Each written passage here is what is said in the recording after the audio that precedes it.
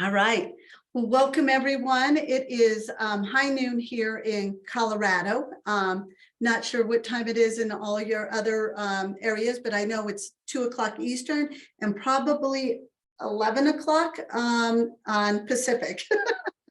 And for those of you who will benefit from captioning, if you'll please go to the bottom and turn on your captioning if it is not showing up in your screen. It should be doing that. And I need to go ahead and do a couple of housekeeping real quick. Oops. I have to make some co-host here and go from there. All righty, and oops, doggone it. I keep hitting this wrong button. I apologize. Thank you for your grace with this delay here. Back-to-back meetings today gets me a little wonky.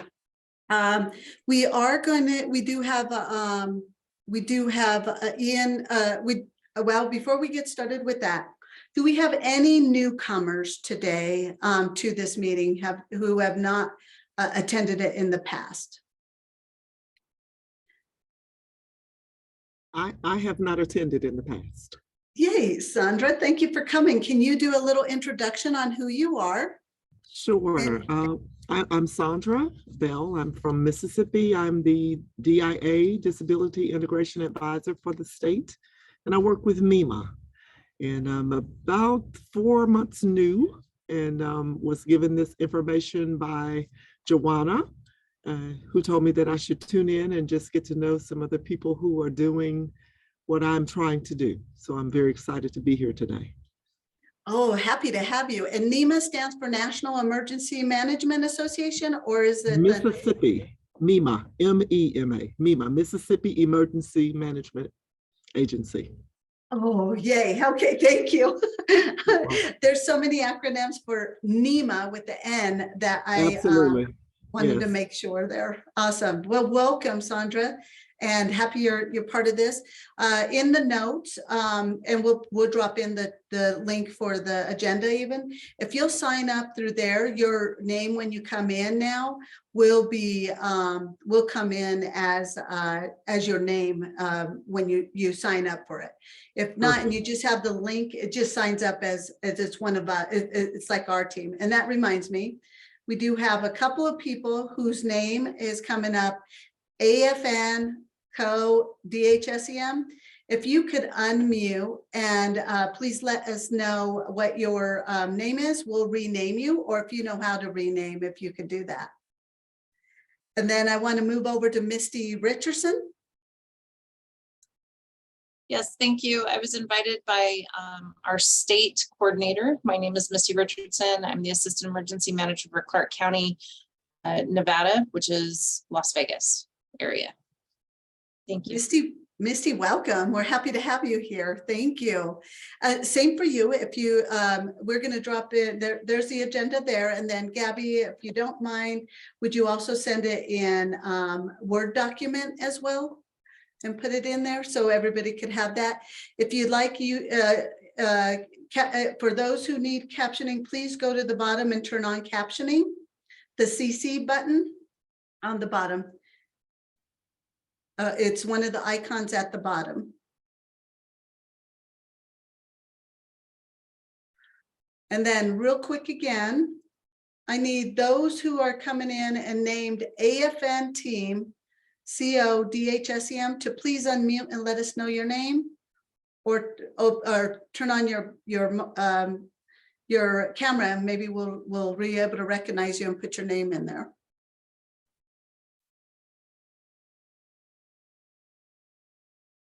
All right, Pete, I see you. I'll rename you there. All right. And Pete, your last name is Strauss, right? Sterner. Sterner. S-T-U-R-N-E-R. All right, thank you. I have no idea how it came in that way, but if you have just the link sometimes, or you sign in on the link, it sometimes does it that way. So no worries. I just have it where you don't have to wait in the waiting room anymore. Right. Oh, okay, cool. Yeah. All righty, and the other one named AFN Team Co DHSEM, if you'll turn on your camera or please unmute to let us know who you are.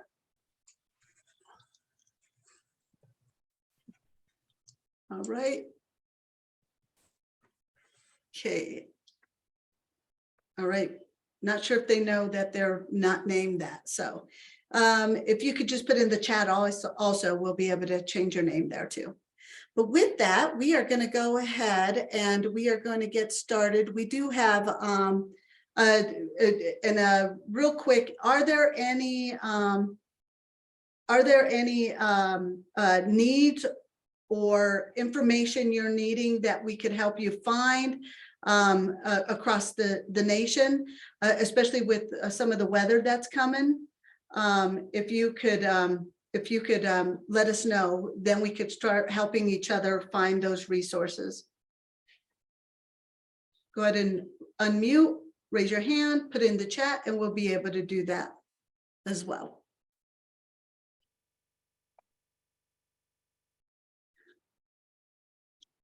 Righty. If you remember as we go along, please go ahead and put that in there as well. All right. With that, we're going to go ahead and we have our partner Ian Thigpen. I always change your name every time just because it looks different in my head every time I look at that. But, I always pronounce it in different ways too. It's okay. No problem. Now, do you need us to present your slides As long as I can share, it's good.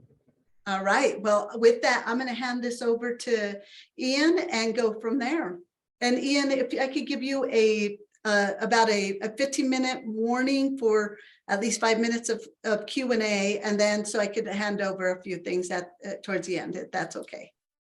Yeah, that's good too. Also, I'm working off a laptop screen here, so if anything comes to the chat, feel free to interrupt me and give me a heads up. So first off, I want to thank you, Sadie, for allowing me to come to this forum. This is super important forum, and I'm happy to be of significance in order to make it to the table, so to speak. So thanks for the invite and the opportunity to reach out to this great audience. A little bit about myself. I'm an emergency management lead for the state health department in Montana. I've been doing that for about 10 years now. I have a master's in emergency management, a graduate certificate in public health administration, and I'm finishing up a graduate certificate in epidemiology right now as well. I got a pretty robust background in the military and volunteer work and various other types of incident command types of roles. And I'm an ICS instructor as well. So I've recently kind of taken on more of a leadership role in the access and functional need world in my office.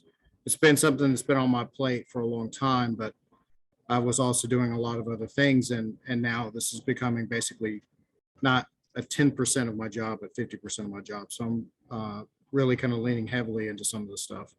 So I've been looking at the access and functional needs stuff for a long time now. And it's given me a lot of time to kind of stew on some of the problem sets that we face in emergency management.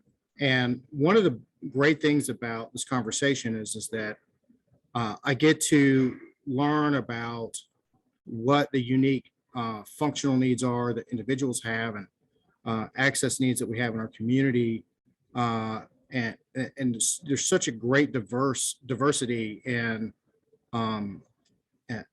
to the types of people that are coming to the table to talk through some of these problem sets.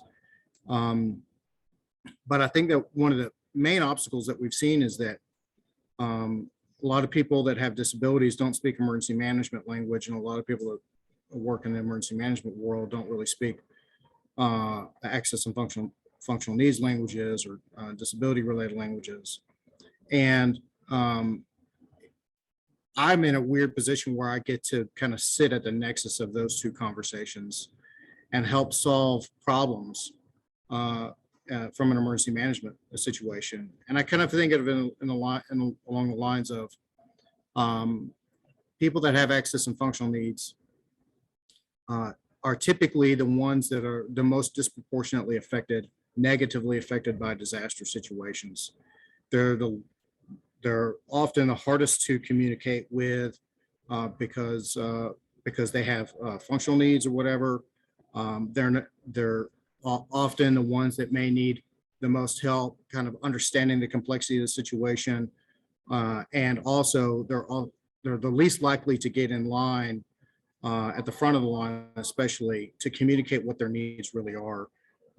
So if we're going to do an equitable approach to disaster response, we need to have better systems, ways, and means in order to make sure that we communicate to those populations effectively, quickly, that we integrate them into the systems effectively. The systems are built for accessibility purposes from the ground up, and that we prioritize persons with access and functional needs to get those resources, sometimes first and sometimes in larger quantities, to get everybody up to the same page where we have equal opportunity to participate in the disaster response, have equal voice in the disaster response, and equal opportunity when it comes to recovery purposes in disasters and situations. So a lot of that hard work really comes down to what happens at the local emergency management level. So there's a lot of great expertise. There's a lot of podcasts. There's a lot of conversation around a lot of these different issues. And in the process of me trying to understand it, I've really kind of leaned into taking a systematic approach to doing an analysis for a lot of our functional needs issues. So that's what I'd like to talk about today, and recruit some participation, hopefully, in solving some of these problems. So really, at the end of the day, what we're trying to do is we're trying to look at the core capabilities that FEMA has put forward and kind of roughly organized into the mission areas that FEMA uses, and looking at the access and functional needs for each of those core capabilities. And some core capabilities are going to be more engaging with access and functional needs type conversations, and some are going to be less so. But I think all core capabilities have some kind of stake that they need to participate in when it comes to access and functional need conversations. And so the purpose that we're really looking at is assessing those barriers, needs, potential strategies, available resources, and trying to do a gap analysis for accessibility and for functional potential functional needs as well.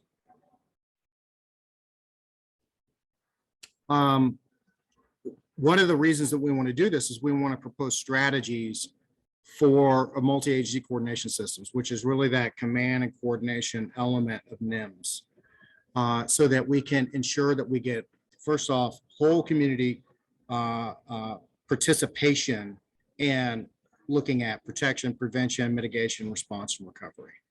And maybe we can get even to the point where we can recommend tactics, techniques, procedures, and maybe protocols that an all hazards incident management team or county emergency management might be able to incorporate into their response processes to make sure that the response is more inclusive, that they're using equitable strategies, especially when we're talking about anything that has to do with the population, and trying also to maybe identify some ways that we can influence policy at the federal level, funding at the federal level, and ensure that we can communicate effectively what the legal concerns might be, and as well as practical concerns.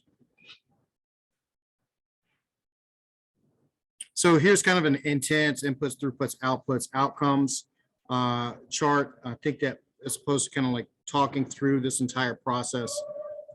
Here, I think maybe if you could reference back to the slides that Sadie's going to send out.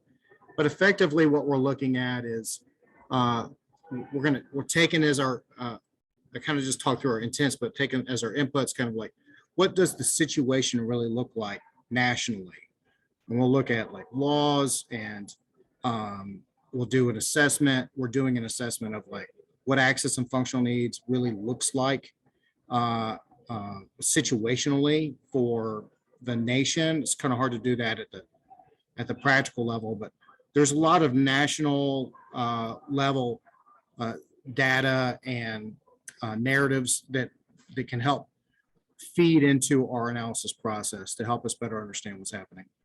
And then obviously we absolutely have to have our access and functional needs subject matter experts, disability experts, inclusivity experts, and as well as stakeholders such as local public health, healthcare, and obviously emergency management needs to be part of that conversation.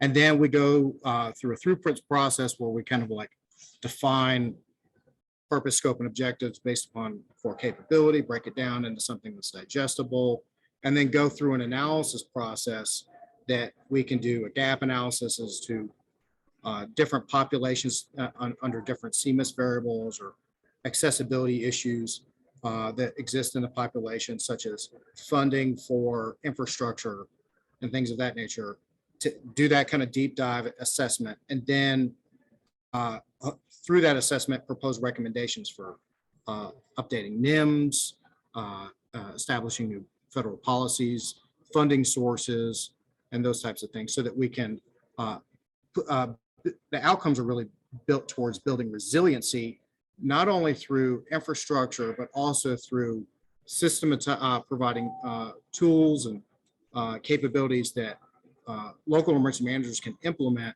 to just start off right off the bat, do something that's more accessible. So just as a quick reference, these are the 32 core capabilities that the federal government uses or FEMA uses, and they break it down into prevention, protection, mitigation, response, and recovery. Prevention, protection, and mitigation are really kind of the preparedness type activities. And then response is when one of the core, one of the community lifelines is affected, we kind of move into that response mode. Then once that core capability is kind of stabilized, we move into recovery. And the goal of recovery is to make our systems and community better to be able to handle similar type event in the future, as well as get to a place of a better normal, hopefully, so that we can move back into prevention, protection, and mitigation. And each of these core capabilities, we're doing an analysis, an AFN assessment for. So, and trying to provide recommendations. Some of them are going to be much larger assessments, such as public information and warning, or planning, or mass care, those types of things. But even when we're talking about like forensics and attribution, there are aspects of access and functional needs. So forensics and attribution often overlap with talking to families and victims, families of victims, and community stakeholders to get information. That can be more accessible. We can talk about access and functional needs associated with those things. So everything is on the table. And some things are going to be more important for our conversation than others. So here's a good example about how things can get pretty complicated. So public health and medical is a emergency support function, as well as public information warning. Both of these are emergency support functions, as well as, as well as core capabilities. And as you can see, the public health and medical, there's lots of different like subcategories within that we need to do an analysis on to provide recommendations. But the public information warning is really broken into two buckets, but those two buckets have such an exhaustive amount of room that we need to look at. So the scope of these two might be similar, but the structure on the surface might look very, very different.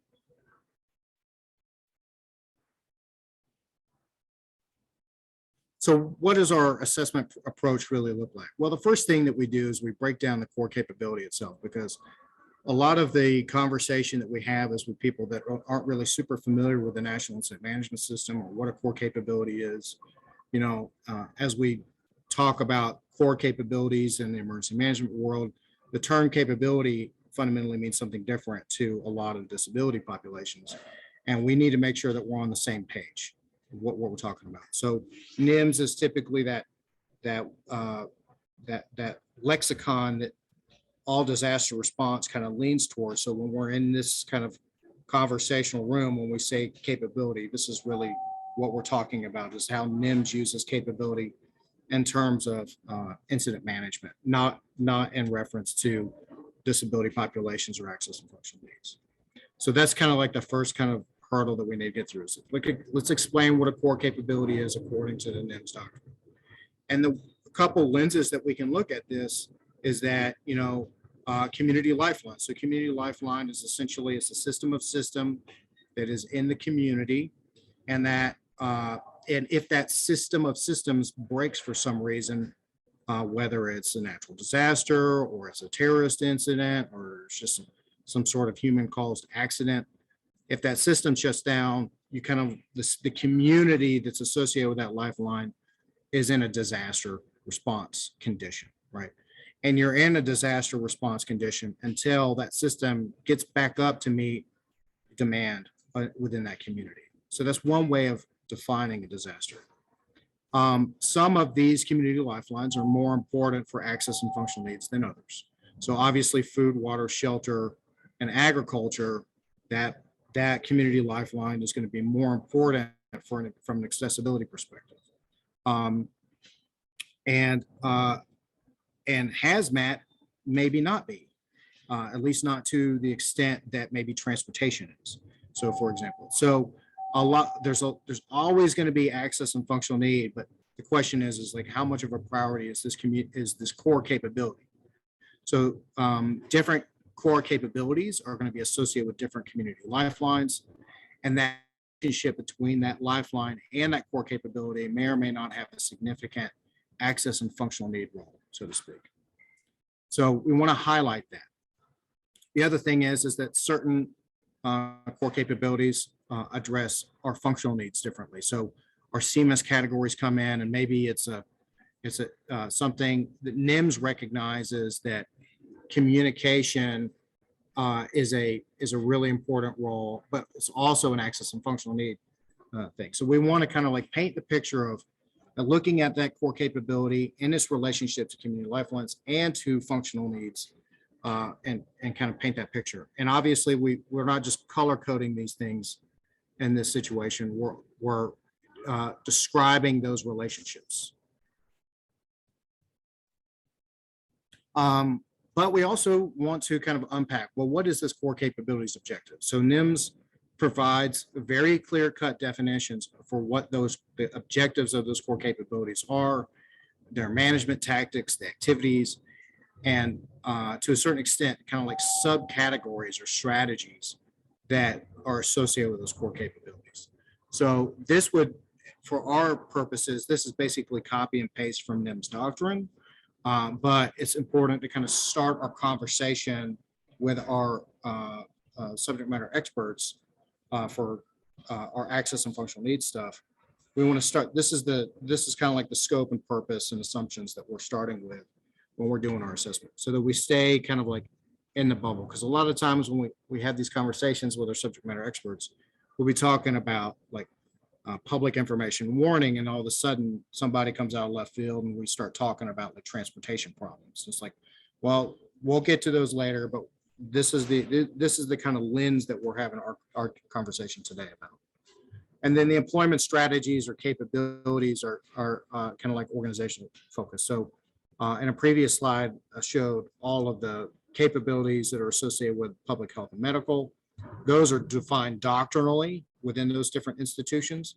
And then sometimes you might get into something that is kind of less clear about what those capabilities or employment strategies might be.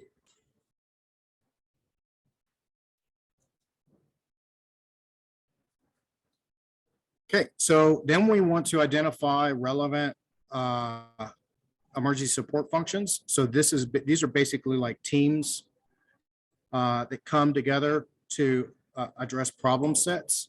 So different emergency support functions are going to be related to different core capabilities. So we're just kind of like continuing to map out how the coordination process works and identify where access and functional needs is probably going to be more likely associated. And then we want to identify what training and management recommendations, like off the top, that we want to do for access and functional needs. So different situations are going to require different types of training, right? So if we're going to have a conversation about public information warning, it may be important for us to associate relevant PIO training in our conversations, as well as recommendations from incident management right off the bat. So these are kind of the high level stuff that, you know, anytime you're doing any kind of publication to anything, you know, having conceptual plain language, for example, that's always going to be relevant, right? So we can kind of get ahead of the curve and not have to do the minutia by identifying on the front end a lot of these kind of overarching, you know, recommendations for accessibility and functional needs. Okay.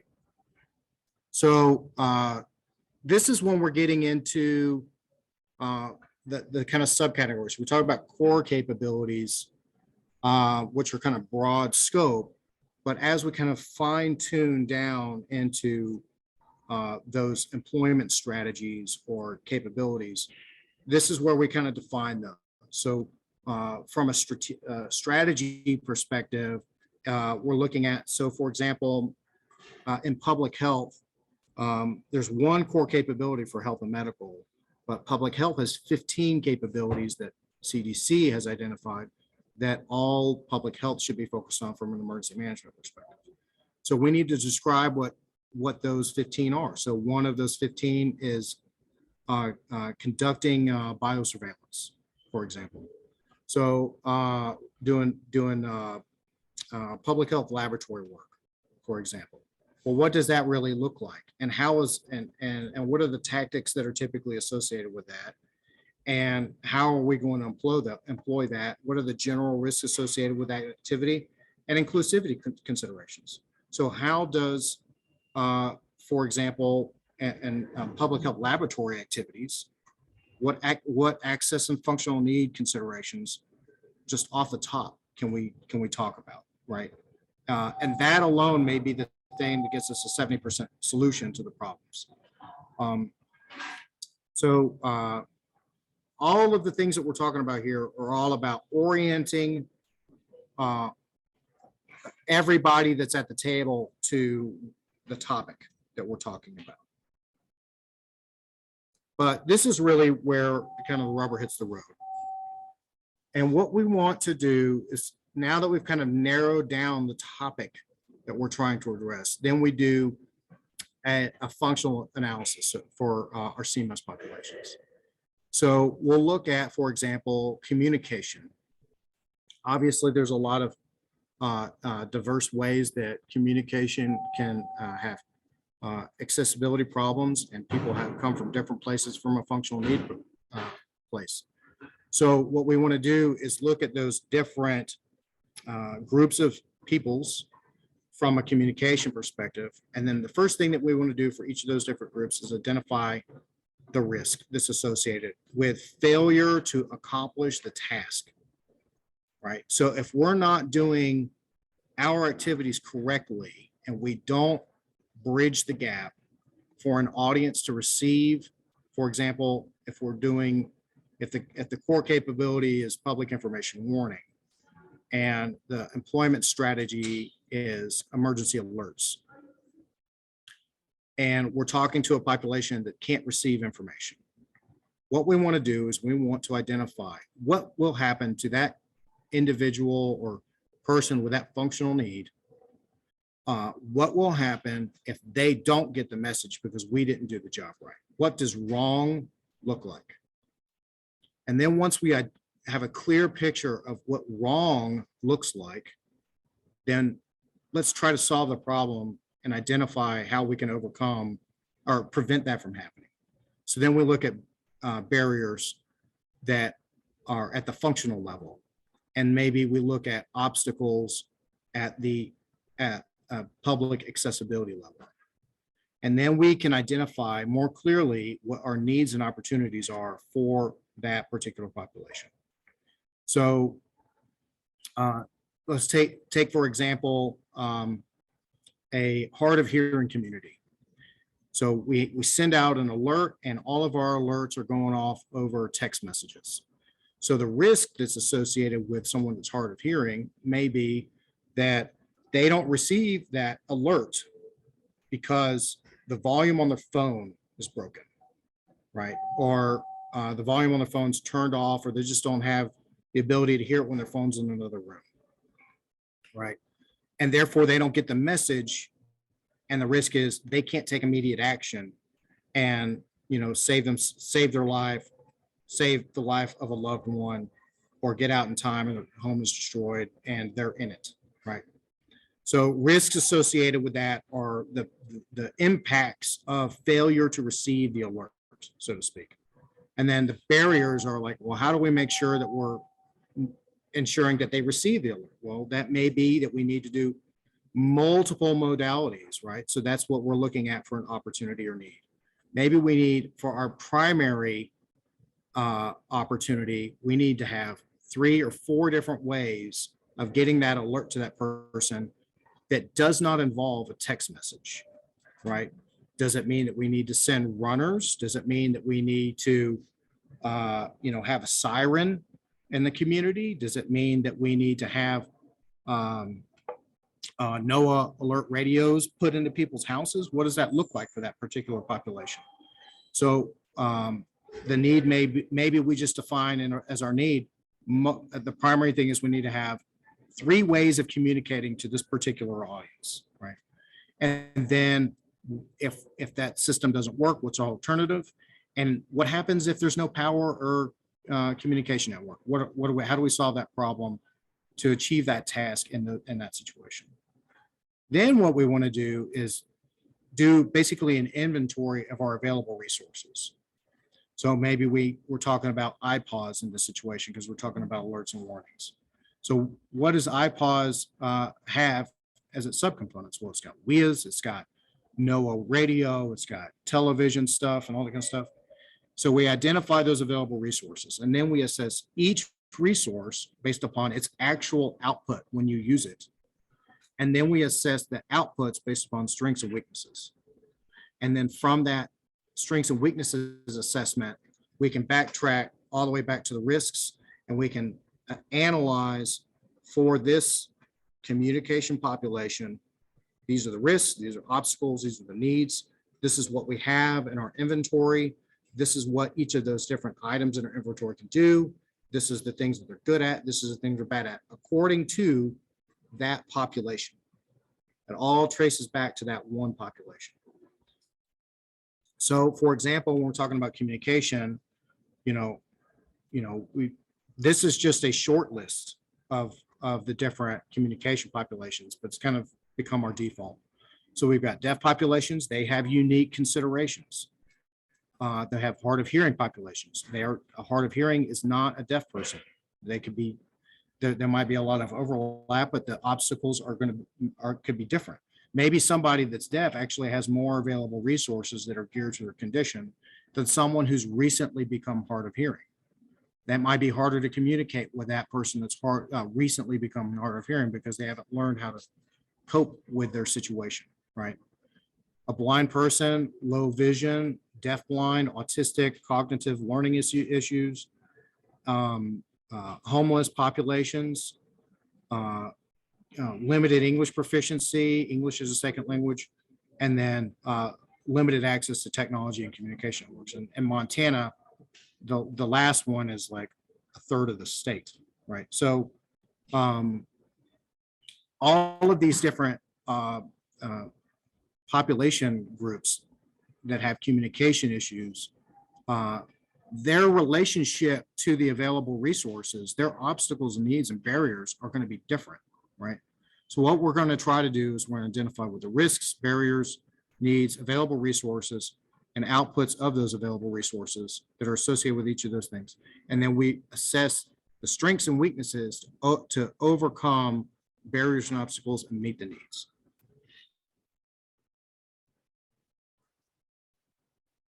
Once we've done that analysis, we can get to an assessment of each of our resources. So what we can do is we can write down, give some sort of a logical throughput resource capability, describe it, what that resource can do in relation to a CMIS category as a whole, just kind of like conceptualize our entire analysis by CMIS category, give an overall assessment of the strengths, overall assessment of the weaknesses, and then identify the providers. And maybe we can even get to a point where we can recommend improvements on some of those resources to the provider. So maybe we could talk to the IPAWS managers and say, hey, these are some things that we assessed as a gap in IPAWS based upon our analysis. Let's work with you to see if we can figure out a way to solve some of those problem sets. And then we want to talk about logistics, because not every resource is going to be available in every community. And maybe we need to bring something in or recommend bringing something in. So there's going to be funding issues. So for example, with emergency alerts, warnings, but also situational awareness, some of you may be familiar with Smart 911. Not everybody has Smart 911 in their community, and a lot of that has to do with how much funding is available to have such a robust system in your community. So what are some funding options that may be required? How much does it cost? What are some options that you can do in order to get to a point of acquisition? Some resources may require some transportation. So what are the logistical concerns with bringing something into a disaster or getting it out of the disaster? What are some considerations for management of a resource? Does it require housing? So for example, if we're doing ASL type interpreting and you have to bring them in, do you need to provide lodging? If it has handling issues, are there certain handling requirements? Does it require a certain type of, electricity voltage or something of that nature? And then positioning, how do we stage? What are some staging concerns or whatnot that we need to consider? And then we get into kind of the meat and potatoes. So essential elements of information are basically how NIMS or FEMA talks about what questions do you need to have answered on the front end in order to make a decision, right? So essential elements of information are going to be what's critical information that you need to have as a decision maker. Typically, this is in reference to an incident commander, but it could be to an administrative authority. What questions do you have to have as a decision maker or someone in the position of making authoritative decisions? Do you have to have those questions answered in order to execute something now? Different core capabilities are going to have different versions of these questions with these different populations. But if we could provide somebody kind of like a rubric of CIRs, so to speak, that are associated with access and functioning populations by core capability, that would significantly improve accessibility issues, just because a lot of times emergency managers aren't thinking in the realm of how to deal with these populations. What they're really thinking is, how do we get the fire out, right? How do we stabilize the incident? But if we can provide them CIRs that are derived from a higher order of analysis, that and just give it to them as a checklist item that they can use as a reference material that will improve disaster response from an equity perspective across the board. And then situational information, this is really kind of like understanding the impacts of the disaster on a population. And then resource information is like, what tools and resources or capabilities do we need to bring in order to make sure that we can meet those situations? So you can think of situational information in this case as being access needs, and then resource information as being those functional needs or CMIS categories that we're trying to address with resources, right?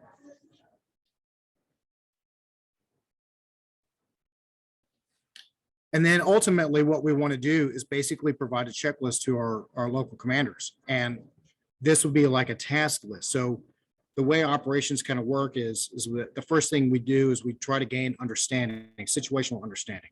So the way we do that is by establishing a communication system and have information management activities that the input for that information management activity is gain situational awareness.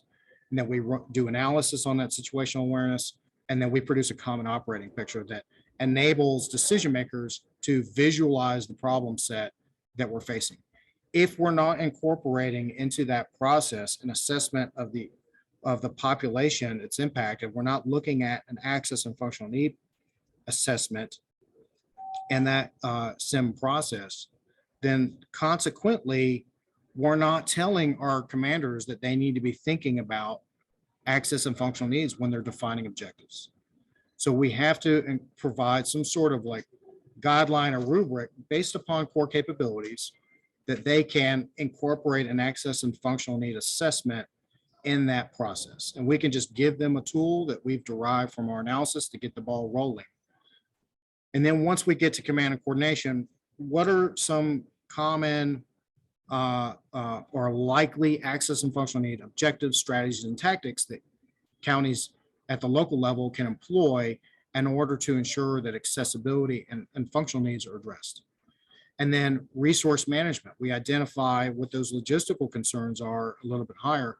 Maybe we can provide some sort of steps or resource providers for that core capability that we can basically have, contact this person in our community for this resource, or contact this person at the state for that resource, contact another organization that does contract work regionally that we can bring in.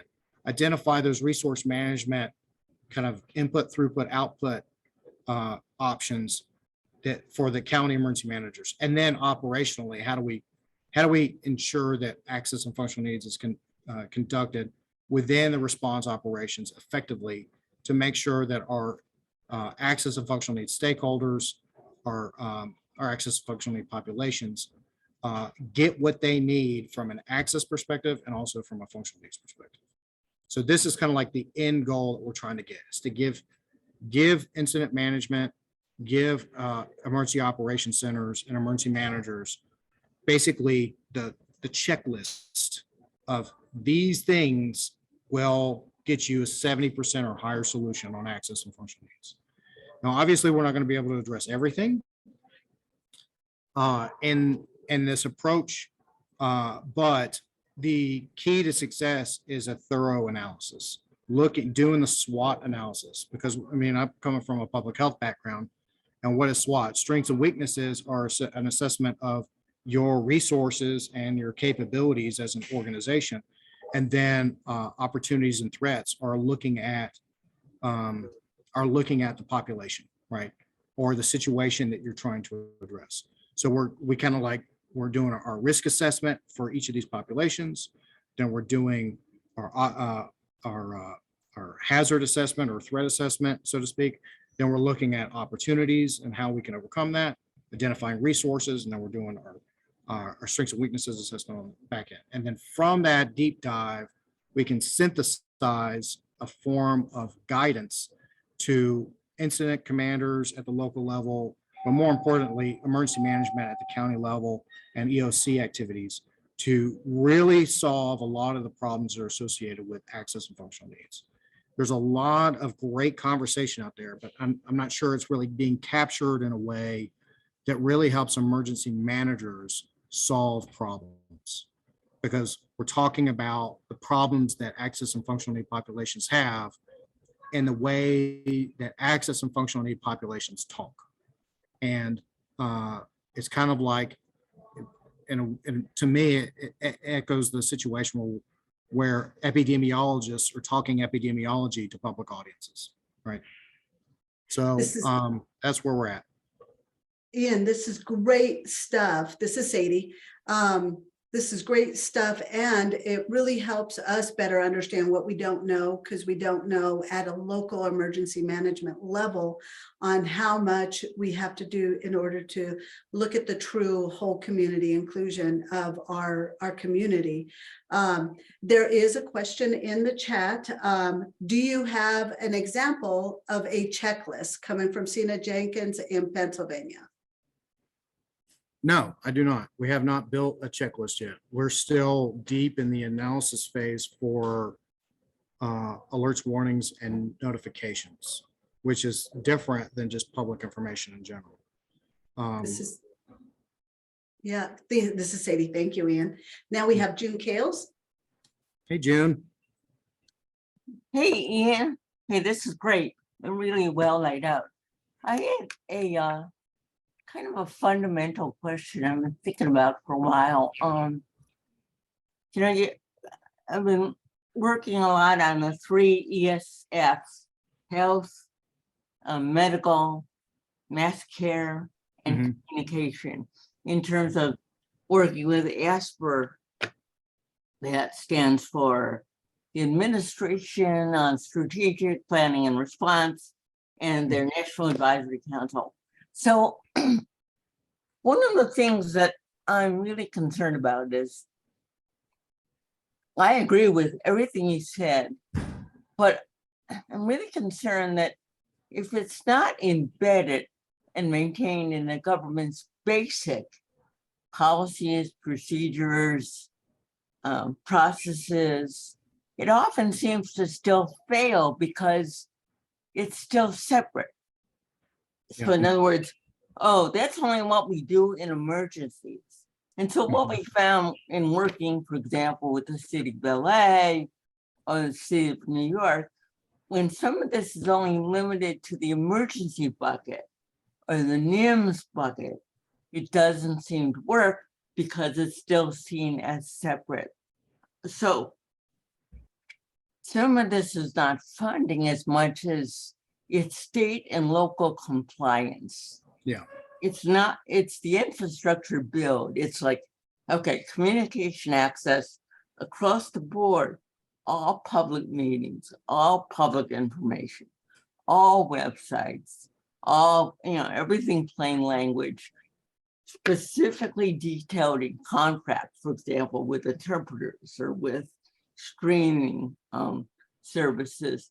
So the question to you is, don't we have to back up and make sure it's embedded first in the basic building blocks and policies of state and local government? I'm hesitant to put something that is untested in stone, if that makes any sense. I'm not sure I know what you mean. So I absolutely believe that we need to get to a point where we influence policy changes. But I also come from a background in the military and emergency management where, there's a right way to do something and there's a wrong way to do something. And a lot of times some sort of doctrine is written in place, and then you go out and you try to do it and you follow the doctrine to the T. And what ends up happening is it goes terrible. But guess what? The next organization that comes through and does the doctrine again, and it continues to fail. So I'm hesitant to be very prescriptive at the policy level until something has been proven to be the solution. And even when we do prove something to be the solution, environments change, and something could be the right answer today, and then tomorrow it's not, right? I think that keeping core themes about accessibility and inclusion at the policy level, about what the intent is that we're trying to achieve, is the right answer, at least right now. What's the definition of good accessibility? And we need to optimize to reach that intent.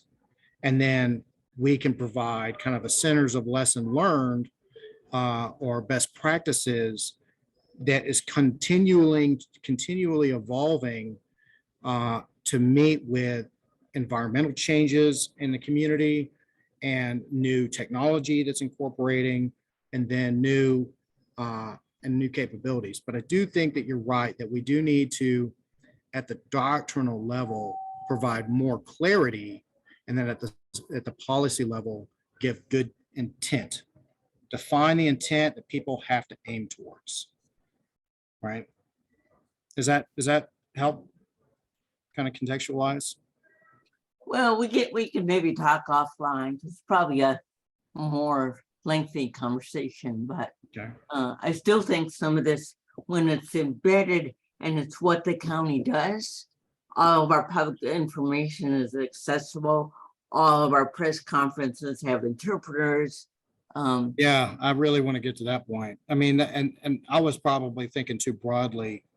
If we're talking specifically about best practices for public information and warning, yeah, we've been through the gamut on that one. We definitely need to get to a point where we're doing that. Actually, one of the recommendations that came out of our public information warning assessment was that all type 2 and type 3 incident management teams has a certified deaf interpreter or a ASL interpreter as part of their PIO staff, and that we recruit people that have ASL interpreter or certified deaf interpreters as to be PIOs, like from the ground up,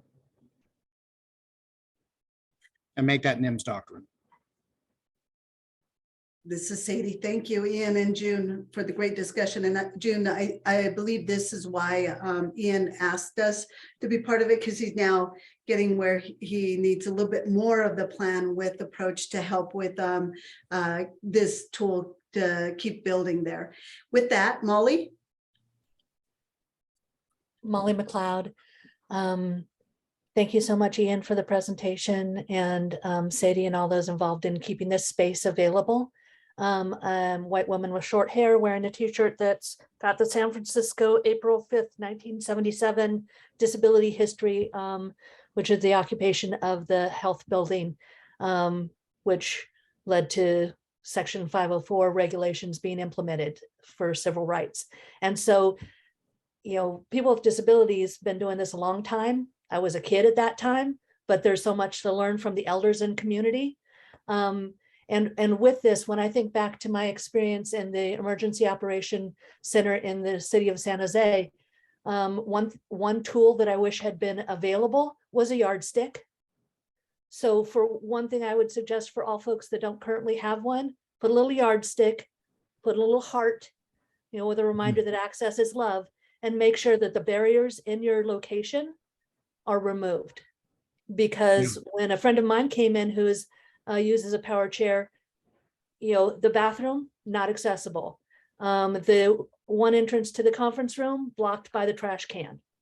So first of all is, you know, keeping our own offices in order, and then our technology. So if we're not yet in the place where we are currently using as a regular practice, on all of communications, the built-in accessibility checker, you know, review on Microsoft Word, accessibility checker, and then following those guidelines. That's the mindset that has to be cultivated from the beginning so that we get our own ableism out of the way to build the relationships. So most recently saw this in a post on, you know, planning for access and functional needs as opposed to the planning with, which I really appreciate Sadie emphasizing, and I saw that's in the notes. So some of the ways we do that is to get at our own ableism, which comes from lack of experience. So some of those things what I would love is for everybody in this space to go to Superfest, which is going to be virtually available. I'm going to put a little link in. It's the longest running disability film festival. It'll be available October 20th through the 23rd. And the why is then you'll get an example of captionings, the audio description and ASL, as well as an exposure to disability culture, because those things, the relationship building, that type of stuff, I think is foundational then to the work of the expertise on SIMS and NIMS and all of that, because you could teach that part, but there has to be the willingness of the first to be in relationship. And that's, I think, the area of greatest growth for this community of professionals. Yeah, I do think that one of the greatest area that we need to have more conversation in is around obstacles and obstructions. One of the biggest players in the emergency management community is law enforcement. And law enforcement is really concerned about like creating environments using kind of ergonomic obstructions in order to prevent access for security purposes. So they'll go around and they'll put obstacles in places specifically to obstruct, right? And a lot of times, if you don't have someone that has accessibility needs and a need to have access to certain things and in the room to help have that conversation, law enforcement will they will literally create inaccessibility for the sake of security. And that's kind of, in a lot of ways, that's putting the cart before the horse, or solving a problem that creates an even worse problem, right? So the emergency management and public health have a lot of overlap in the way that we do business, because ultimately we achieve success in the emergency management community and in the public health community by leveraging stakeholder relationships. Because most of the work that we do is actually done by partners as opposed to by our organizations organically. So, but interestingly, public health has conversations with totally different groups than emergency management. And we need to have way more overlap in those conversations.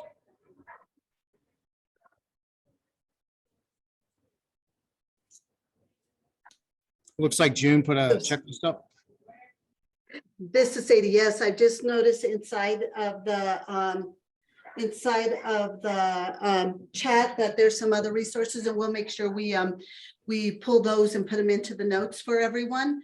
And I don't know why my camera is not back, but it's not recognizing me for some weird reason. So with that, we'll make sure that we capture all of that in there. All right. Great resource, Ian. Thank you for sharing that. And then we'll just confirm those links are working also, just in case. Yeah, and I don't think we clearly made this clear. So I'm trying to recruit people to help me do this assessment. So if you would like to participate in our assessment process, we're going to pick up again, I think in November. We would love to have you join our conversations. It's really it's a good opportunity to network and learn a little bit about the emergency management perspective, but also for emergency managers to hear your voice and incorporate your understanding into their operations. So this is Sadie, the great plan with approach. Love that. Plan with, yeah. Yes. Perfect. Well, we will capture all those, and real quick, I'm going to drop. I want to bring to your attention June's the first of two of the registry conversation. Please be sure to look in the notes to be able to find that part one of the two-part discussion of broadly used term registries. And so if you'll make sure to do that, and then I will confirm on all the links that are being shared that they work as we put them in there. Want to thank everyone. We are on for a month from now, and I do believe our next meeting is scheduled for October 24th, same time, same channel, all of that. with that, I have to sign off as well. I have a back-to-back meetings today. But if anybody has any other questions, please let us know. And also, if you have the call out, we'll put you on the agenda like Ian has done with this wonderful plan with Approach and Better Understand everything on there. So, all right, any final, oh, by the way, is there anything else?